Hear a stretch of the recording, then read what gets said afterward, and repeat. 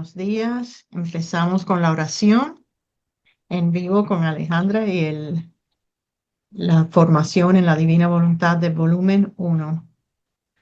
Santísima Trinidad, reconociendo nuestra nada, queremos entregarte toda nuestra vida, nuestras preocupaciones y sufrimientos, todo nuestro ser, cuerpo y alma, inteligencia y especialmente nuestra voluntad para unirnos a tu eterna y divina voluntad, manantial de todos los bienes, y darte la gloria y alegría de cumplir la finalidad de nuestra vida, realizar todos nuestros actos en tu divina voluntad y así vivir en ella.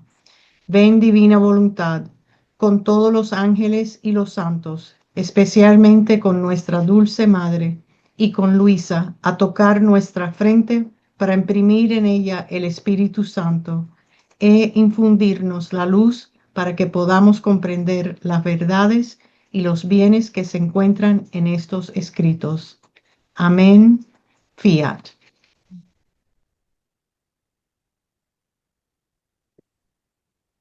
Bueno, buenos días. Iniciamos esta reflexión eh, que continúa con lo anterior. Estábamos viendo esa parte de cómo nuestro Señor quiso que toda la obra de Luisa estuviera seguida por los sacerdotes y por la autoridad eclesiástica.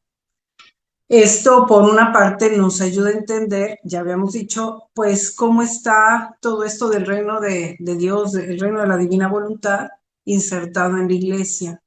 También nos ayuda a comprender, pues, más el camino de Luisa, sus esfuerzos, sus renuncias, sus sacrificios.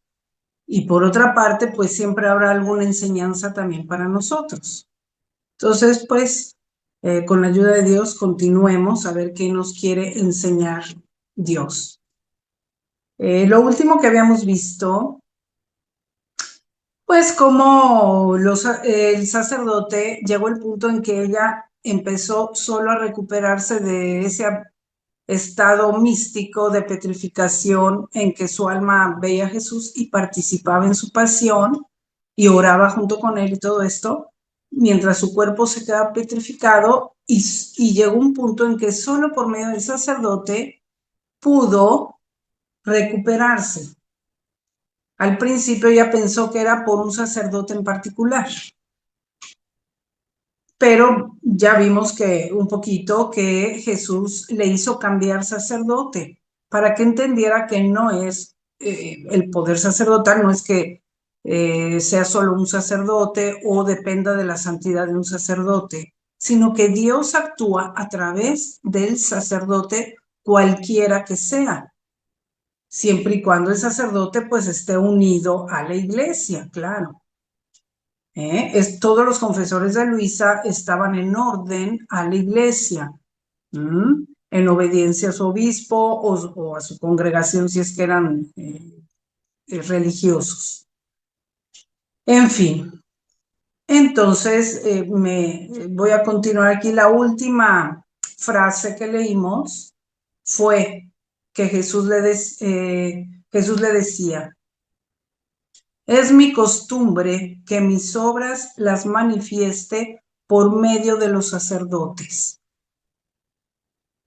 Cuando ya son obras así, sí Jesús quiere que sean por medio de sus sacerdotes, que ellos tienen pues un papel especial e importante junto con nosotros los seglares. Aquí en esto de la iglesia tenemos que tener muy claro pues toda esta formación eclesial que a veces quizá no recibimos en el catecismo. Que yo me acuerdo en el catecismo de primera comunión, prácticamente nos dicen que con el bautismo empezamos a formar parte de la iglesia. Nos hacemos hijos de Dios y somos admitidos en la iglesia. Y la iglesia nos dicen, ¿qué es la iglesia? Es la familia de Dios aquí en la tierra, está formada por el Papa, los obispos, los sacerdotes y todos los bautizados. Y prácticamente a eso se reduce nuestra formación eclesial. Es decir, muy, pero muy primordial. Entonces hay que formarnos mucho más. Ya como adultos tenemos que entender mucho más claramente qué es la iglesia, porque en estos tiempos hay mucha confusión sobre este punto. Y ya que Jesús quiso que Luisa estuviera bien insertada en la iglesia, no solo como católica, sino toda la obra que Dios hizo en ella, también quiere lo mismo para nosotros. No solo como bautizados, sino en nuestra vida como cristianos y en la divina voluntad. Entonces, podemos decir, ¿qué es la iglesia? Normalmente cuando hablamos de la iglesia nos imaginamos a los seres humanos que formamos la iglesia en la actualidad aquí en la tierra. Muchas veces no falta quien por iglesia entienda justo a los malos componentes de la iglesia y reduce la iglesia solo a eso, a los malos testimonios de la iglesia. Obviamente que esas son visiones totalmente parciales. Así no es, eso no es. Entonces, ¿qué es en sí la iglesia? La iglesia es la institución fundada por Jesucristo, espiritual, pero también tiene esa parte que se ve visible, ¿no? Invisible y visible, en la que Él es lo primordial, Él es la cabeza, Él es la parte sustancial. Entonces, cuando hablamos de iglesia, es todos esos, es decir, desde los apóstoles, luego los discípulos, las discípulas, pero alrededor de Jesús. No son ellos aparte, sino siempre alrededor. El núcleo fue Jesús. Primero Jesús, luego todos los demás a su alrededor. Entonces, en la actualidad es lo mismo. ¿Qué es la iglesia? Pues en la iglesia primero hay que ver a Jesucristo, Jesús, con todo lo que Él es, con todo lo que Él hizo, todos sus actos, todo su testimonio, todo su sacrificio, también todas sus palabras, todas sus enseñanzas, los sacramentos que instituyó, todo eso es la iglesia y luego, junto con sus discípulos, bueno, sus apóstoles, sus discípulos, las discípulas y todos los bautizados. Entonces, todos formamos la iglesia.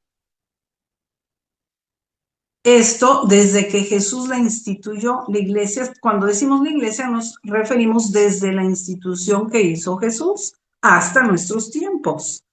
No crean que nada más ahorita, porque luego la gente dice y se imagina el Vaticano con el Papa ahorita León y nada más, pero como si no tuviera todo un pasado, ¿no? Toda una historia.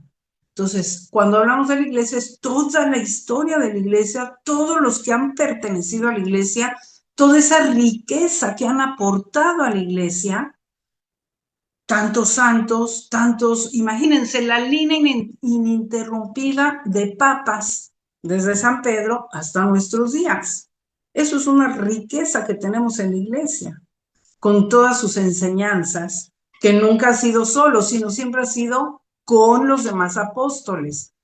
Por eso tenemos también a los obispos, a los concilios, y todo esto y lo que han determinado, y a eso se le llama el magisterio de la iglesia. Pero el centro siempre es Jesús, ¿eh? Entonces alrededor viene toda esta riqueza y cada vez se construye más y se desarrolla más. Todos los santos, imaginémonos, conocidos y no conocidos. ¿Cuántos miles y miles, bueno, podemos decir millones de mártires ha habido en la historia de la iglesia? Todos esos testimonios son riqueza de la iglesia. Entonces, qué honor que hayamos tenido la inmensa gracia de nacer católicos o de estar dentro de la Iglesia Católica, de haber sido incorporados desde nuestro bautismo a esta riqueza inmensísima de la Iglesia Católica. Y lo mismo, todos los escritos de los santos, imagínense cuántos libros algunos que hemos leído, que nos han hecho bien a nuestra alma. Todo eso es parte de la iglesia. Entonces, tenemos que identificarnos con nuestra iglesia, nosotros, formamos parte de esta institución, de esta familia espiritual formada por todas estas personas. Por eso se le dice que hay también, pues, tres partes de la iglesia, ¿no? La iglesia triunfante, todos aquellos que ya están en el cielo y que nos han dejado esta riqueza inmensísima en la iglesia, que ya triunfaron y que desde allá nos siguen ayudando y protegiendo y comunicando sus bienes, con a la cabeza nuestro Señor, la Santísima Virgen. Está la iglesia militante aquí y está la iglesia purgante también. Entonces vean todo lo que significa la iglesia, de la cual cada uno de nosotros bautizados formamos parte y podemos tomar todas esas riquezas que son para nosotros, para nuestro bien espiritual. Entonces, siendo así las cosas, podemos ver también que hay algunos miembros que no son buenos. Es más, los que estamos aquí en la tierra, no podemos dividirnos en buenos y malos. No es así la cosa. Todos somos peregrinos. Todos a veces cometemos pecado o hemos tenido algún periodo de nuestra vida en que hemos sido así, digamos, infantilmente los podemos decir, hemos sido malos cristianos, ¿no? Entonces no podemos decir, los demás son malos y yo soy bueno. En cualquier momento, pues somos un poquito de todo, ¿no? Nos esforzamos por ser buenos ya, sí, eso sí. Queremos ser mucho mejor, queremos aportar algo bueno también a la iglesia. O sea, no solo desarrollarnos nosotros en nuestra vida espiritual de unión con Dios, sino a la vez tener ese sentido de aportar a nuestra iglesia algo, porque cada uno de nosotros no solo fuimos creados por Dios para esa relación personal con Dios, sino también para estar en comunión con los demás y aportar a los demás. Esto es importante, o sea, es que este sentido, ese es el sentido eclesial, que no vamos solos por la vida. La iglesia no nada más es ir y que el otro me dé la comunión y me confiese y ya, pero yo soy solo en la vida. No, tú eres parte de un cuerpo, ¿sí? Es como en una empresa, tú eres parte de una empresa, bueno, los que trabajan en una empresa, y unos tendrán una tarea, otros otra, pero el que está, o sea, si tú trabajas, pues tú también eres parte, no nada más recibes, también aportas, también das, sino para que estás en la empresa. Alguien que nada más recibe y no da, pues no sirve para la empresa y lo acaban sacando de ahí, ¿no? Igual en cualquier sociedad. Así funcionan y así es la voluntad de Dios que funcionemos. Cuando somos más pequeños es más fácil que recibamos porque estamos en formación, pero pues debe de llegar un punto en que podemos empezar a dar y a compartir con los demás la riqueza que vamos recibiendo y que la personalizamos ya pues con los dones que Dios nos ha dado. Vean, entonces todo lo que hay en la iglesia lo debemos de sentir como propio, lo debemos de tener, se puede decir, con una especie de orgullo, pero bueno, como se oye fea esa palabra, como una especie de gracia, como una especie de don gratuito de Dios, con todo, o sea, que nos da toda esta riqueza que es la iglesia. Que hay personas que en algún momento nos hemos portado mal, sí, pero es tan bueno Dios y tan buenos todos nuestros hermanos que han orado por nosotros y gracias a todos ellos nosotros hemos vuelto al buen camino o hemos tomado con más seriedad el pertenecer a la iglesia y nuestra relación con Dios, con nuestra cabeza, con esa parte sustancial. Lo mismo debemos de pensar de los demás, los que andan, pues ahora viviendo en pecado, nos parece que andan desviados, viviendo en pecado, aunque fueran sacerdotes, debemos de tener esta visión, lo mismo, dolernos de que andan mal en alguna situación triste, de desgracia espiritual, es decir, que no tienen la gracia de Dios, me refiero, o sea, desgracia en ese sentido, y qué peor desgracia que el pecado, ¿verdad? Entonces, pues, ¿cuáles eran nuestros sentimientos como parte de la iglesia?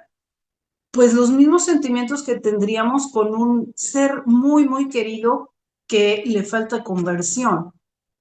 No lo vas a rechazar, no lo vas a olvidar, no lo vas a condenar, sino vas a hacer todo porque vuelva por el buen camino. Vas a ofrecer oraciones, vas a ofrecer sacrificios, vas a tratar de poner de tu parte lo que puedas para traerlo de nuevo al buen camino, ¿no? Bueno, que yo sepa, así actúan pues tantas padres y madres de familia con sus hijos cuando están en situaciones así. Sufren mucho por una persona así. Pues esos deben ser nuestros sentimientos hacia todos nuestros hermanos que anden mal. ¿Eh? Entonces vean qué bonito este sentido de pertenencia a la iglesia, que no es algo impostado, o sea, algo de afuera, es algo en lo que nacimos, algo que debemos de conocer más para apreciar mejor, porque si no lo apreciamos es porque nos falta más cultura religiosa. ¿Eh?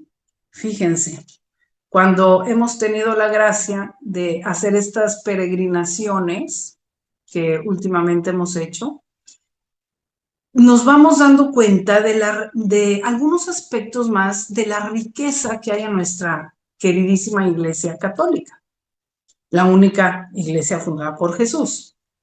Y empezamos a dejar de poner la atención en lo negativo, que sí hay puntos negativos, en lo humano, eso también ahorita lo explico, para ponerlo en todo lo positivo y en la riqueza inmensa que tenemos y en todas las gracias que podemos obtener y recibir. Entonces, por eso nos sentimos mucho más agradecidos, felices, reconocemos más esa pertenencia a la iglesia y nos ayuda a crecer en este sentido, pues, eclesial, digamos. ¿Ven? Entonces, un hijo en la divina voluntad. Tenemos el ejemplo de Luisa. Luisa era así. Al principio a lo mejor le costaba un poquito de trabajo también, pero después a lo largo de los volúmenes vamos a ver cómo ella siempre está sacrificándose por la iglesia y por los demás y pidiéndole a Dios por su pleno triunfo.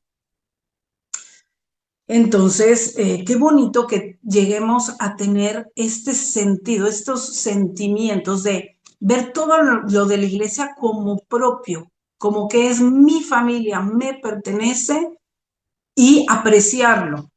Todo, ¿eh? No solo, o sea, todo el magisterio de la iglesia, todos los santos, todos los 7 sacramentos.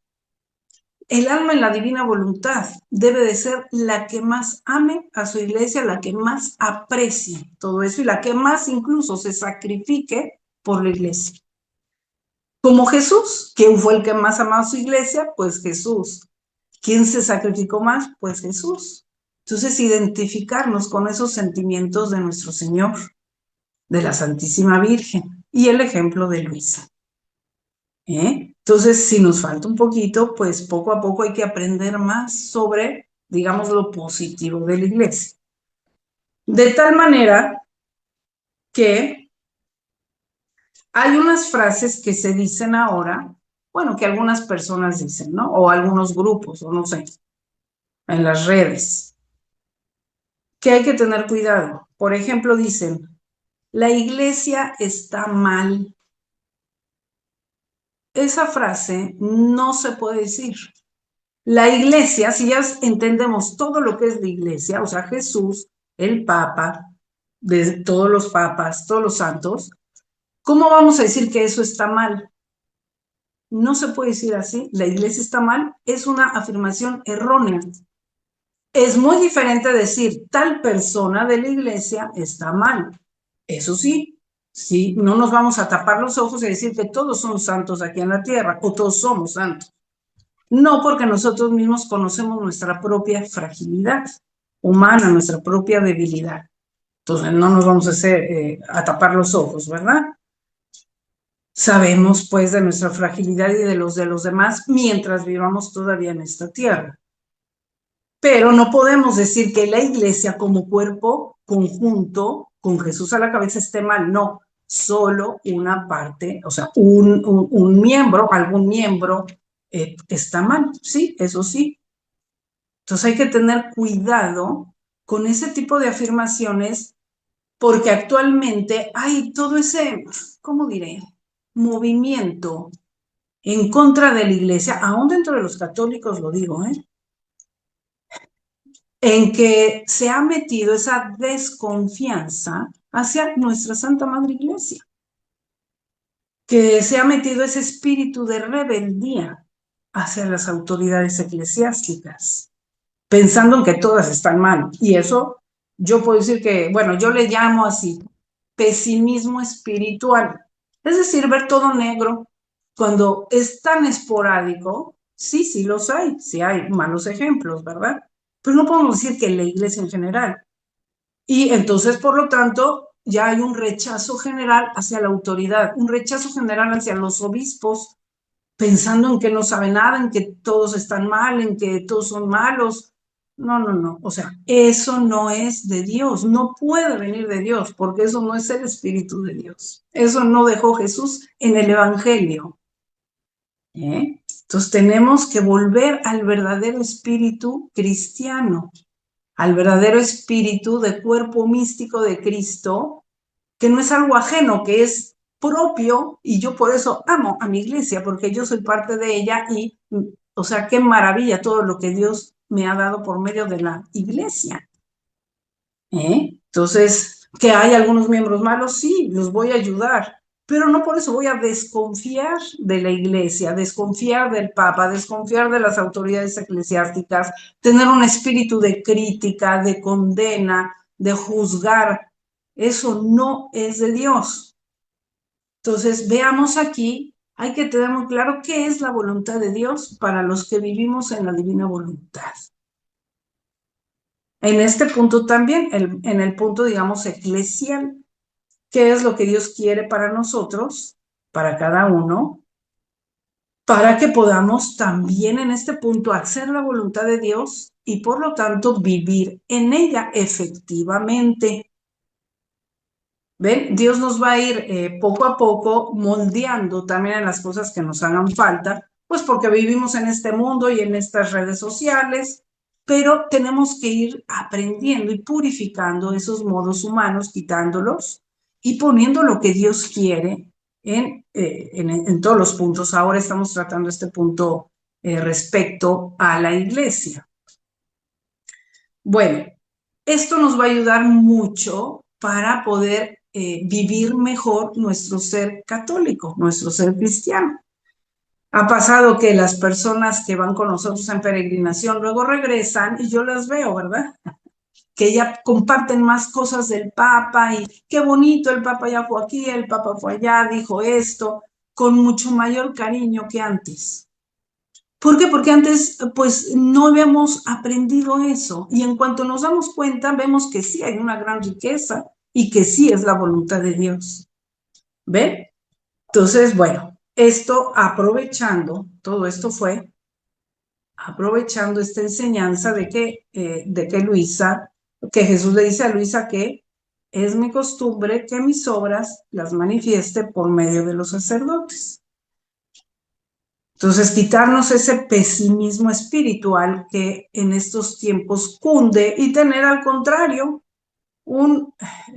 ¿cómo diremos? Un entusiasmo, un ver todo bueno, bonito, como voluntad de Dios, como era Jesús, que él sufría por las cosas malas, por los malos miembros, sí, sufrió por Judas, ¿no? Y sufrió por todos nosotros también. Entonces, pero eso no quitó, pues, que fundó su iglesia y que la ama también mucho y que continuamente le da gracias especiales y la está llevando a su plenitud. Bueno, aquí vamos a continuar. ¿Qué más dice Luisa? Así pasé 3 o 4 años en estas contradicciones de parte de los sacerdotes. Muchas veces, ya vimos, ¿no? Que la criticaban, la juzgaban mal, todo esto, ¿no? Y ella, pues, enseñada por Jesús, todo lo sufría sin guardarles rencor a nadie. Veamos qué otras enseñanzas hay. Muchas veces, dice Luisa, me sujetaban a pruebas durísimas. Llegaban a dejarme estar en este estado de sufrimientos o sea, petrificada, incapaz de cualquier mínimo movimiento, ni siquiera de poder tomar un mínimo de agua, 8, 10 y hasta 18 días, según les placía a ellos. Solo el Señor sabe lo que yo pasaba en ese estado. Y luego, cuando venían y la liberaban, no tenía ni siquiera el bien yo de escuchar un ten paciencia, haz la voluntad de Dios, sino que me reprendían como una caprichosa y desobediente. Oh Dios, qué pena. Cuántas lágrimas derramé. Cuántas veces pensé que yo era desobediente y decía entre mí, esa virtud de la obediencia que al Señor le es tan agradable está tan lejana de mí. ¿Qué cosa puedo hacer y esperar de bien? No, ¿qué puede hacer y esperar de bien un alma desobediente? Muchas veces me lamentaba con nuestro Señor y llegaba a resentirme con Él. Y cuando quería que aceptara los sufrimientos, yo resistía por cuanto más podía. Pero el Señor, cuando veía que empezaba a resistirme, me hacía ver que no le importaba y no me decía nada, pero luego me venía a sorprender. Entonces el confesor decía que no quería que yo cayera en ese estado, pero esto no estaba en mi poder. Es cierto que he sido desobediente y que no he sido buena para nada, pero recuerdo también que la pena más dolorosa para mí era no poder obedecer en ese punto. En este periodo de tiempo recuerdo que hubo una epidemia de cólera y que un día pedí a mi buen Jesús que hiciera cesar ese flagelo y él me dijo, te contentaré siempre que aceptes ofrecerte a sufrir lo que yo quiera. Yo le dije, dice Luisa, Señor, no puedo, tú sabes cómo piensan los sacerdotes. A menos que todo pase entre tú y yo, así estaré dispuesta a aceptarlo todo. Y él me dijo, hija mía, si yo hubiera pensado en lo que los hombres pensaban y en lo que querían hacer de mí, yo no habría realizado la redención del género humano. O sea, vean, Jesús no iba a ver qué pensaban los demás de él, ¿verdad? Él iba a seguir la voluntad de su Padre, o sea, a la voluntad divina, su propia voluntad divina. Pero, dice Jesús, yo tenía mi mirada fija en su salvación y el amor grande que me devoraba me hacía hacer que cuando veía personas que pensaban mal de mí y que daban ocasión de hacerme sufrir más, yo ofrecía esas mismas penas que ellos me daban por su misma salvación. Eso ya lo sabemos.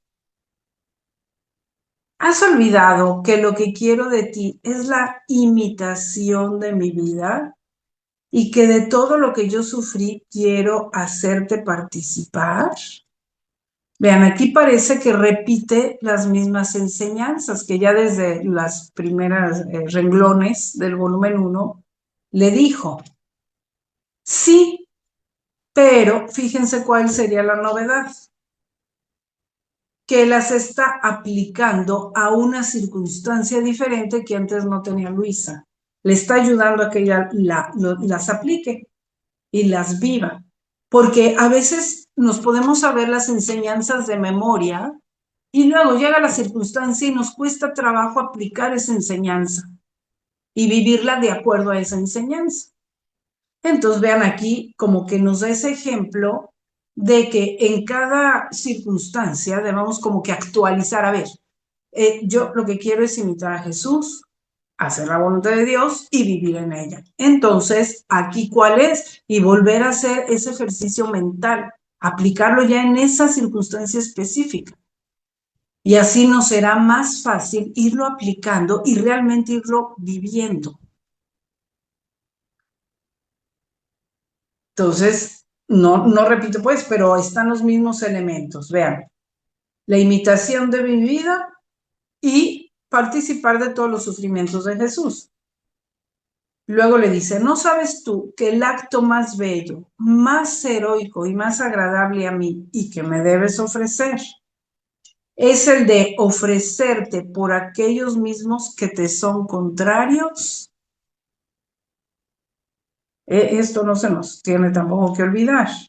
Cuando tengamos molestias, persecuciones, calumnias, etcétera, etcétera, abandonos, traiciones o cualquier cosa que nos hagan las criaturas de nuestro alrededor, ya tenemos con esta frase cómo vivirlos. ¿No sabes tú que el acto más bello, más heroico y más agradable a mí y que me debes ofrecer y que hizo Jesús es el de ofrecerte por aquellos mismos que te son contrarios? ¿Eh? También Luisa lo tuvo que aplicar no solo a su familia, luego vino esto del sacerdote, pues también para el sacerdote y así fue agrandando cada vez sus intenciones. Primero por su propia familia, luego por los sacerdotes, luego así conforme iba aprendiendo a más hasta llegar a ofrecerlo por toda la humanidad.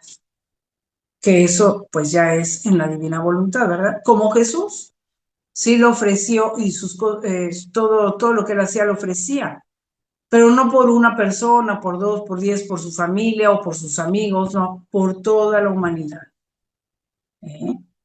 Bueno, dice Luisa, yo quedé muda y no supe qué contestarle. Acepté entonces todo lo que el Señor quería y así hasta la tarde fui sorprendida por ese estado de sufrimientos en el que estuve 3 días continuos. Después de que volví en mí, ya no oí que estuviera el cólera. Bueno, ahí Jesús le quiso hacer ver cómo efectivamente sí sirven los sufrimientos unidos a los de Jesús. Lo cual no quiere decir que nosotros lo tengamos que ver. Luisa, la primera, le hizo ver esto y en algunas otras ocasiones, pero muchas veces tampoco lo veía. Entonces también nosotros, por ejemplo, me acuerdo de otra que le pasó así, de Santa Teresita del Niño Jesús. La primera vez que rezó y ofreció por un pecador, por un criminal que lo iban tenía, ¿cómo se llama? De castigo, como la pena de muerte, pues lo iban a matar, ¿no? Y entonces ella se enteró que estaba de impenitente, que no quería los sacramentos, y ella decía, ay, yo voy a ayudar a salvar esa alma junto con Jesús, ¿no?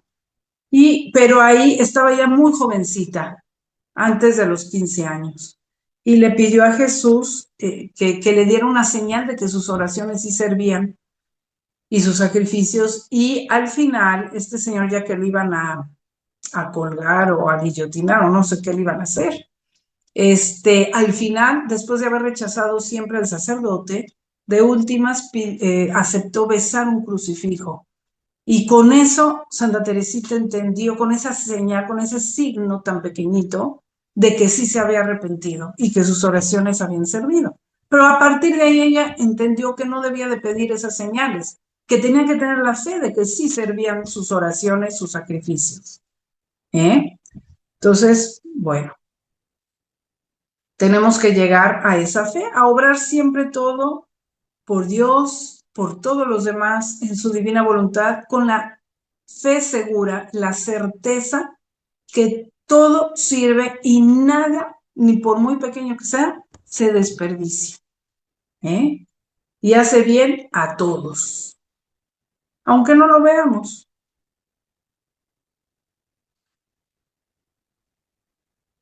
Entonces, después de que volví en mí, después de esos 3 días de sufrimientos, ya no oí que estuviera el cólera.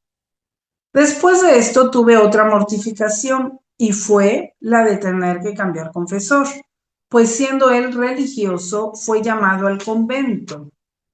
Yo estaba contenta con él. La mayor parte de las contradicciones dichas arriba sucedieron cuando él estaba en el campo, especialmente el último año que fue mi confesor.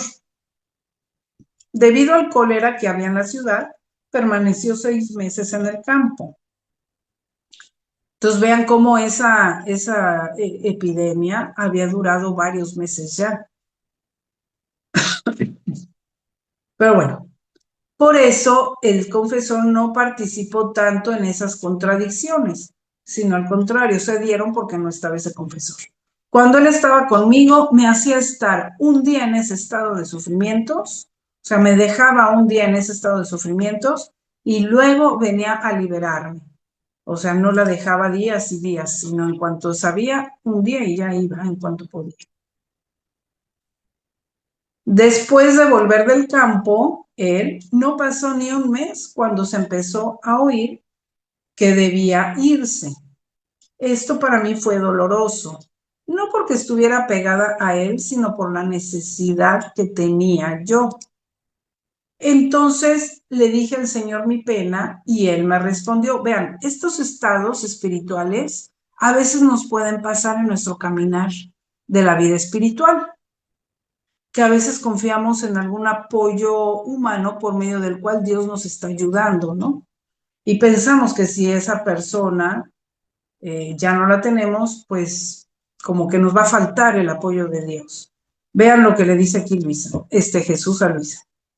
No te aflijas por esto. Yo soy el dueño de los corazones y puedo moverlos como a mí me parece y me place. Si él, o sea, ese confesor, te ha hecho el bien, no ha sido más que un instrumento que recibía de mí y te lo daba a ti. Y así haré yo con los demás. ¿Ven? Todos somos instrumentos en manos de Dios. Sí, hay que agradecerle, pero sobre todo a Dios. Hay que agradecerle al instrumento, pero sobre todo ver ahí a Dios por medio de ese instrumento. Y tener esto también es otra enseñanza que hay que tener muy clara para que no nos apeguemos. Luisa ya más adelante le dice que en la divina voluntad no hay esos apoyos humanos, lo cual no quiere decir que nunca recibas el bien de nadie, no estoy diciendo eso, sino que tú te apoyes en Dios aún por medio de la otra persona, pero si te la quita, tú sigues apoyado en Dios, sabiendo que a lo mejor por medio de otra te va a seguir ayudando o directo Dios, ¿no? O sea, no depender de las personas, de los apoyos humanos. Entonces, si Él te ha hecho el bien, no ha sido más que un instrumento que recibía de mí ese bien y te lo daba a ti. Y así haré yo con los demás. ¿De qué temes entonces? Y le dice, querida mía, mientras mantengas la mirada a la izquierda o a la derecha, es decir, a los demás, y la dejes que se pose ahora en una cosa, ahora en otra, y no la mantengas fija en mí, solo viendo a Jesús en todo, no podrás caminar libremente en el camino del cielo, sino que irás siempre tropezando. Vean, eso también se aplica a nosotros, ¿ven? En todo hay que aprender a ver a Jesús. Ya sé, me van a decir, es que ya fue una enseñanza que ya nos dijo desde el principio. Sí, pero recordemos que hay que aplicarla en las diversas circunstancias de nuestra vida. Entonces nos lo está recordando para que volvamos a aplicarlo. Si no,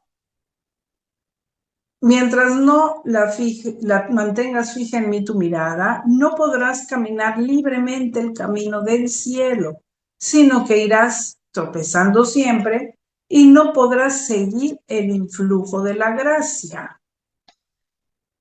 Muy bien. Entonces hay que entender que el camino al cielo, o sea, el camino en la divina voluntad también es un camino que va uno avanzando. No se puede uno quedar en una etapa, sino que precisamente, como estamos diciendo, ¿no? De la iglesia es tan rica que a veces Dios te da por medio de una persona y no te puedes quedar allá atorada, porque entonces no vas a recibir lo de la otra persona y lo de la otra y lo de el Papa y lo de esa. O sea, tenemos que avanzar para ir recibiendo el bien de todas las personas que Dios quiere que recibamos. Eso también lo estamos experimentando en estas peregrinaciones. como nos hemos abierto, por ejemplo, más a los hermanos de Corato, a los de la asociación de allá, también hemos visto pues, cómo nos ayudan en nuestro caminar.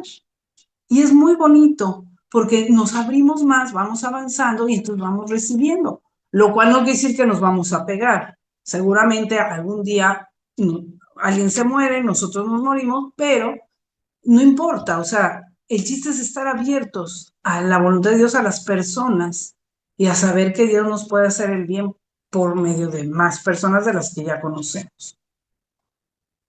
Entonces, vean lo que dice después.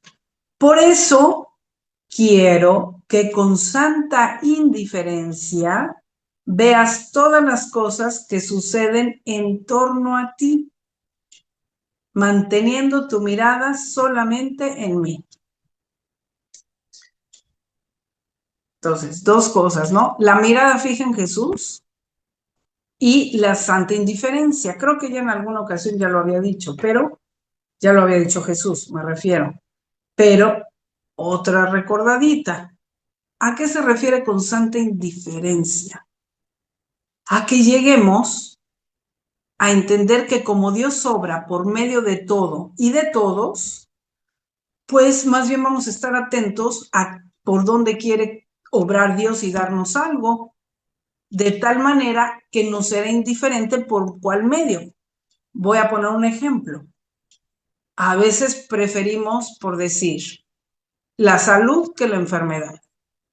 No, tenemos que estar abiertos. A veces Dios te va a dar algo por medio de la salud, su gracia, sus dones, y a veces por medio de la enfermedad. Pero tenemos que ser con santa indiferencia, es decir, no preferir. O sea, aunque humanamente estamos llevados a preferir algo, pero tenemos que llegar al punto de decir, no debo de preferir, por decir la salud, puesto que si Dios me quiere hacer el bien ahora por medio de la enfermedad, pues bienvenida a la enfermedad. ¿Por qué? Porque ahí quiero mantener mis ojos en Jesús y ver qué Jesús me quiere dar por este medio. ¿Ven? Tenemos que llegar a ese abandono, a esa indiferencia. Lo que Dios quiera es lo mejor para mí en este momento. Y lo mismo sobre los demás. Porque luego alguien se enferma y luego pedimos la salud. ¿Pero por qué?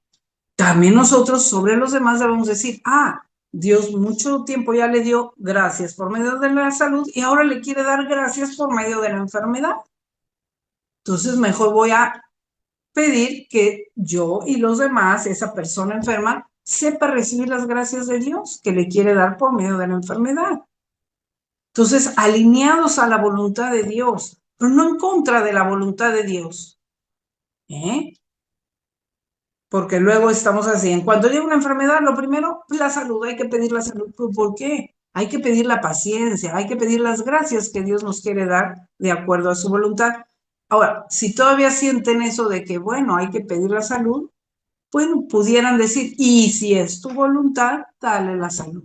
O cuando sea tu voluntad, pues yo también te pido la salud. Y si no es tu voluntad, yo quiero lo que tú quieres.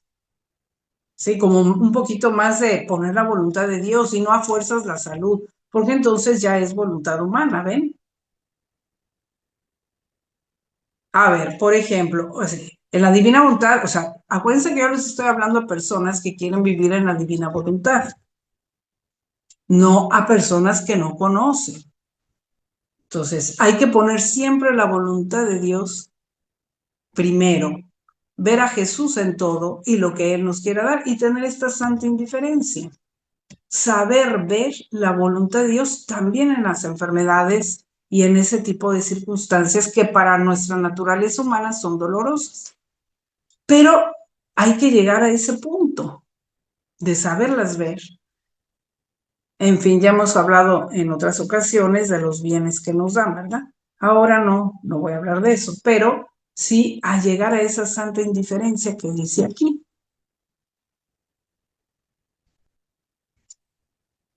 El ejemplo que les iba a poner. A ver, que cuando Jesús iba a la pasión, la Santísima Virgen, que vivió siempre en la divina voluntad y en todo veía la voluntad de Dios, pidió que Dios le quitara la cruz a Jesús, que Dios no, que ya que no muera en la cruz, que no pase toda su pasión. No pidió nunca, porque hubiera sido un acto de voluntad humana, porque ella sabía que la voluntad de Dios, la voluntad del Padre era esa. Y ella se alineó con la voluntad del Padre y lo vivió como voluntad del Padre y lo trató de vivir lo mejor que pudo. O sea, es la que mejor lo ha vivido después de Jesús, ¿verdad? Todo el aspecto del sufrimiento, la reina de los dolores. Entonces, tenemos que aprender esto en la divina voluntad, llegar a ese punto, sabiendo que sí nos va a tocar una parte de dolor, ya lo hemos dicho. Algo nos ha de tocar, aunque sea nuestra última enfermedad o algo para podernos unir a toda la parte de la pasión de Jesús y que no quede incompleta la vida de Jesús en nosotros, la vida de la divina voluntad en nosotros, que tiene toda esa parte de los sufrimientos vividos en la divina voluntad. Pero Él mismo, con esa confianza de que Él nos va a dar todo lo que necesitemos. O sea, Jesús no nos prometió quitarnos la cruz, pero sí nos prometió ayudarnos, ¿eh? Vengan a mí todos los que están cansados y agobiados, que yo los aliviaré, porque mi yugo es suave y mi carga ligera. Eso sí lo prometió, ¿eh? Entonces, si lo vivimos como voluntad de Dios junto con Él, va a ser mucho más ligero. Entonces, maravilloso. Y mucho más provechoso también. Entonces, bueno, vean cómo esto nos ilumina ciertas cosas humanas que todavía podemos tener. Entonces les digo, también hacia los demás, no hay que estar pidiendo la salud de los demás, no, lo que Dios quiera, que aprovechen lo que Dios les da y que les dé pues la paciencia y todo lo que necesitan para vivirlo bien, eso sí. Bueno, repito esta última frase. Por eso quiero que con santa indiferencia veas todas las cosas que suceden en torno a ti, manteniendo tu mirada solamente en mí.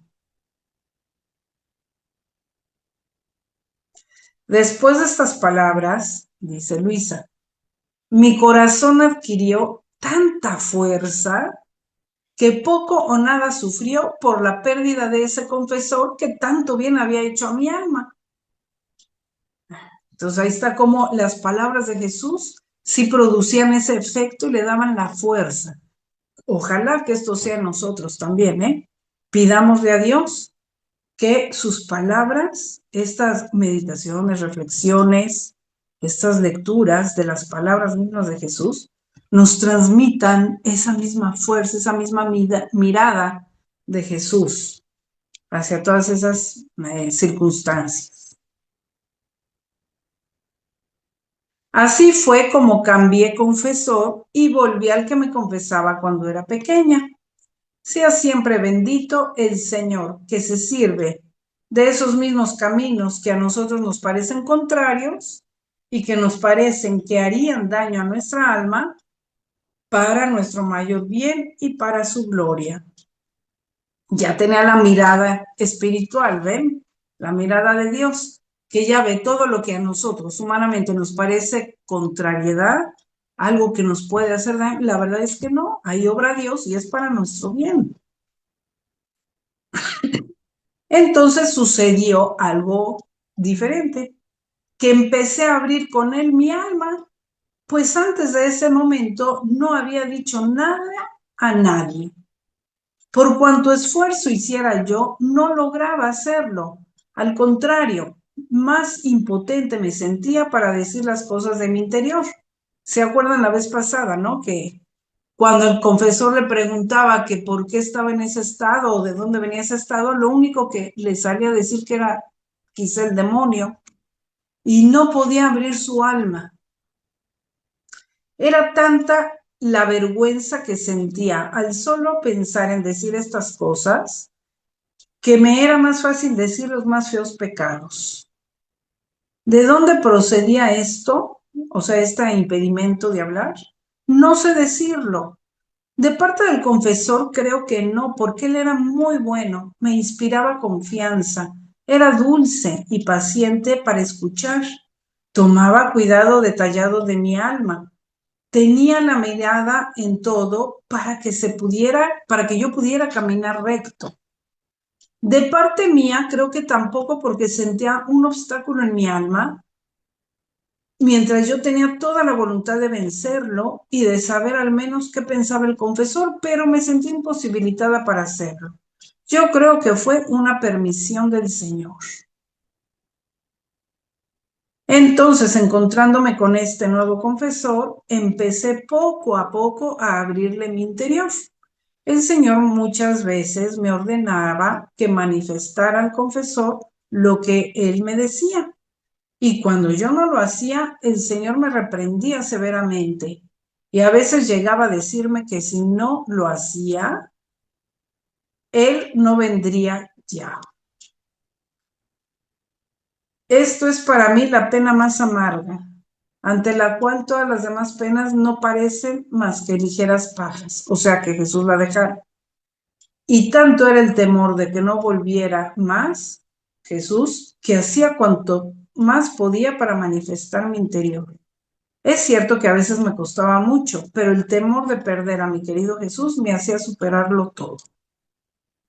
Por parte del confesor también me veía impulsada a decirle de dónde procedía este estado mío, qué cosa me sucedía cuando estaba en él, cuál era la causa.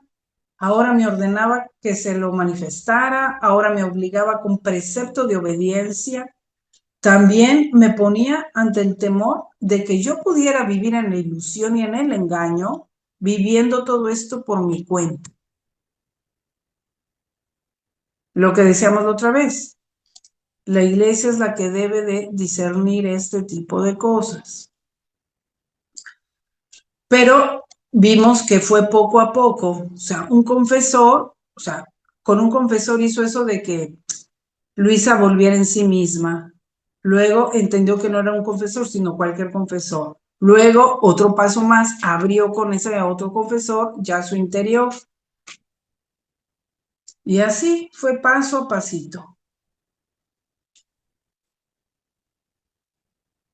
Entonces, el confesor me obligaba con precepto de obediencia. Luego me ponía ante el temor de que yo pudiera vivir en la ilusión y en el engaño, viviendo por mi cuenta todo esto. También me decía que si lo manifestaba el sacerdote, yo podría estar más segura y tranquila, y que el Señor no permite nunca que el sacerdote se engañe cuando el alma es obediente. Ahí está. En fin. Así que por una parte me empujaba a Jesucristo y por la otra el confesor.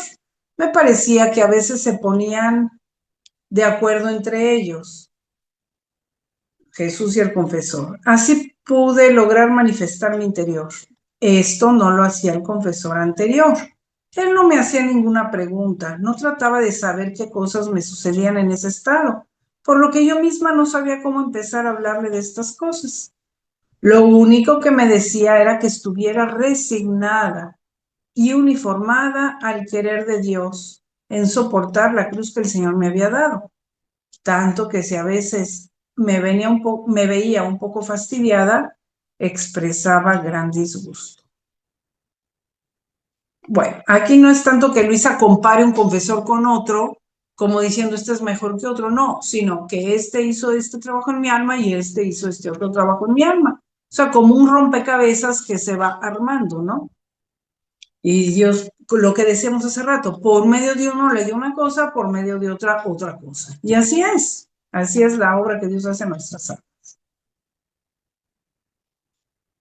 Entonces sucedió que pasé cerca de un año con este confesor, con los mismos modos dichos arriba, y al comprender el confesor de dónde provenía este estado de sufrimiento, me dijo que cuando Jesucristo quisiera que vinieran los sufrimientos,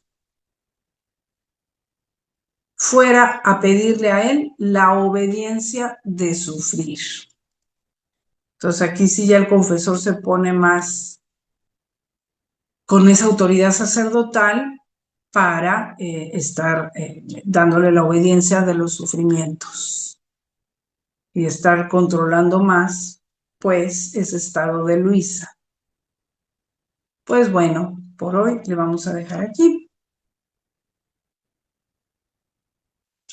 Vean cuánta, o sea, aunque parece un poco, o sea, ¿cómo diremos? Muy de Luisa todo esto, pero podemos sacar algunas enseñanzas para nosotros, ¿verdad? Pues que Dios, pues, nos siga ayudando a avanzar también nosotros en nuestra vida espiritual, especialmente, pues en estas dos cosas que hablamos hoy, en el espíritu eclesial, de sentirnos hijos de la iglesia y de actuar como tales, y en la santa indiferencia también, y en aplicar las enseñanzas de Jesús en las diferentes circunstancias de nuestra vida. Pues bueno, pidámosle eso a Jesús. Queridísimo Jesús, te damos gracias en tu divina voluntad por tantas enseñanzas bellísimas que le has dado a Luisa y a nosotros por medio de ellas. Ayúdanos a seguir avanzando en este camino de la divina voluntad para que caminemos junto contigo, viéndote en todo, con santa indiferencia y también dentro de la iglesia y teniendo ese sentido de pertenencia al cuerpo místico de tu iglesia, ya que lo que hagamos también tendrá repercusiones en tu santa iglesia. Virgen Santísima, en este mes dedicado a ti, y bueno, en todos los días que tú siempre estás junto a nosotros y eres nuestra madre, continúa ayudándonos, dándonos tu asistencia materna, tu amor materno, para poner en práctica todas estas enseñanzas. Y te encomendamos a todos nuestros hermanos que quieren vivir en la divina voluntad y por supuesto al mundo entero. Danos tu bendición. En nombre del Padre, del Hijo y del Espíritu Santo. Amén.